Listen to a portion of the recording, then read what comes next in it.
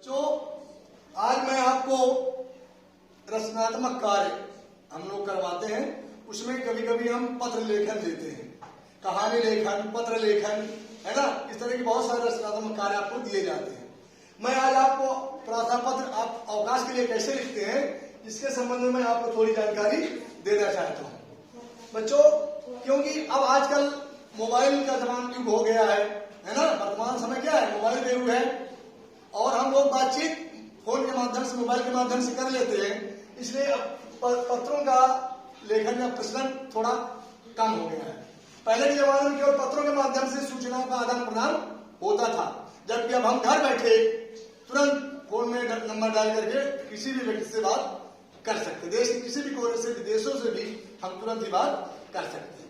इसके बावजूद भी कभी कभी आवश्यकता पड़ती है, जब आप बड़े हो जाओगे, नौकरी करने जाओगे और कोई आपको एप्लीकेशन लिखना होगा तो फिर आपको आएगा ही नहीं, क्योंकि आपको पता ही नहीं कि हम क्या लिखें। कि बगल वाले से पूछो भाई अब आगे क्या लिखे, फिर क्या लिखे। इसलिए मैं आपको आज पत्र लेखन के संबंध में थोड़ी सी जानकारी देना चाहता हूँ। आप इसको अच्छी प्रकार से सीख लेंगे और अभ्यास करेंगे तो आपको पत्र लिखना आसानी से आ जाएगा। तो बेटा सबसे पहले हम क्या करेंगे, सबसे पहले लिखते हैं सेवा में। सबसे पहले लिखते हैं सेवा में, जिसको भी पत्र लिखते हैं श्रीमान प्रधानाचार्य महोदय, केंद्रीय विद्यालय न्यू कैंट प्रयागराज, क्योंकि हमारा पत्र है अवकाश हेतु प्रार्थना पत्र। अब बच्चों मैं आपको ये बताया, प्रार्थना पत्र दो प्रकार के होते हैं, औपचारिक, अनौपचारिक। औपचारिक पत्र जो ऑफिस से जुड़े होते हैं, जहां हम लोग काम करते हैं, जहां हम लोग पढ़ते हैं। और अनौपचारिक पत्र के अंदर वे पत्र आते हैं जो हम अपने फ्रेंड्स को, रिश्तेदारों को, अपने किसी दोस्त को कहीं भेजते हैं, ठीक है ना। इस प्रकार से पत्र दो प्रकार के होते हैं, औपचारिक और अनौपचारिक। तो ये औपचारिक पत्र के अंतर्गत आता है। हमने लिखा सेवा में श्रीमान प्रधानाचार्य महोदय, केंद्रीय विद्यालय न्यू कैंट प्रयागराज। बेटा ये सब चीजों को लिखना बहुत जरूरी है। संबोधन, हम किसको पत्र लिख रहे हैं तो उनको पहले संबोधित करते हैं, फिर अपनी बात लिखते हैं कि किस बात के लिए, विषय। क्या लिखते हैं, विषय। आवश्यक काम के लिए अवकाश हेतु। अब आज कुछ घर में काम पड़ गया है इसलिए आप विद्यालय नहीं आ पा रहे हो, इसलिए आप लिखोगे आवश्यक काम के लिए अवकाश हेतु। फिर लिखोगे महोदय या महोदया, जो भी। निवेदन है कि आज घर पर आवश्यक कार्य है, इसलिए मैं विद्यालय आने में असमर्थ हूं। घर में कार्य पड़ जाएगा फिर आप विद्यालय नहीं आ पाओगे।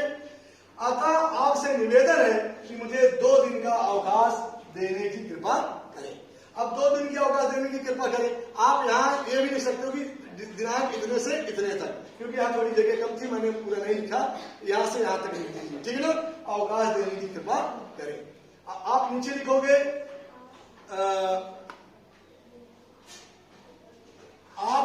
आपका आज्ञाकारी शिष्य, आपका आज्ञाकारी शिष्य। नीचे नाम लिखोगे, कक्षा लिखोगे, रोल नंबर लिखोगे और लेफ्ट साइड बाई ओर आप दिनांक लिखोगे कि किस दिनांक का आप कब आप अपना एप्लीकेशन दे रहे हो।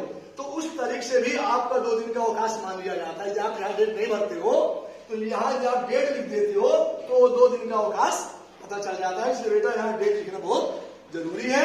यहाँ अपना नाम, कक्षा, रोल नंबर लिखना जरूरी है। तो इस प्रकार से इस आधार पर इस बिल्कुल सेम इसी प्रकार से आप पत्र लिख सकते हो प्रधानाचार्य को भी। और अन्य किसी ऑफिस में जाओगे तो आप उनको संबोधित करके आप पत्र लिखने की आदत आपकी आ जाएगी। किसी को कोई दिक्कत इसमें? No sir. समझ में सबको आ गया? Yes sir. बहुत अच्छा। यहाँ से यहाँ तक, दिनांक से दिनांक तक अवकाश देने की कृपा करें। मैंने इसलिए नहीं यहाँ पर डेट लिखा, दिनांक लिखा, क्योंकि आप कि जो जिस दिन की अवकाश आपको लेनी है या जिस दिन आपको विद्यालय नहीं आना है, ये आपको तारीख भर करके पत्र को, एप्लीकेशन को भेजना होगा। उसके नीचे आपको लिखना होगा आपका आज्ञाकारी शिष्य। आप अपने ये लिख करके फिर नाम लिखोगे, कक्षा लिखोगे, अंतर्मांक लिखोगे, ठीक है। और आप सेक्शन भी लिख सकते हो, यदि आप यहाँ कई सेक्शन है। इधर आपको दिनांक लिखना नहीं भूलेंगे, ये दिनांक लिखना जरूरी है, ठीक है। अब इसमें किसी को कोई दिक्कत? No sir. तो बेटा इसको अच्छे प्रकार से सीख लीजिए और इसके बाद हम और अन्य दूसरे प्रकार के पत्रों को लिखने, किस प्रकार से पत्र लिखे जाएंगे, मैं आपको आगे की कक्षा में बताऊंगा। आज की कक्षा में इतना है।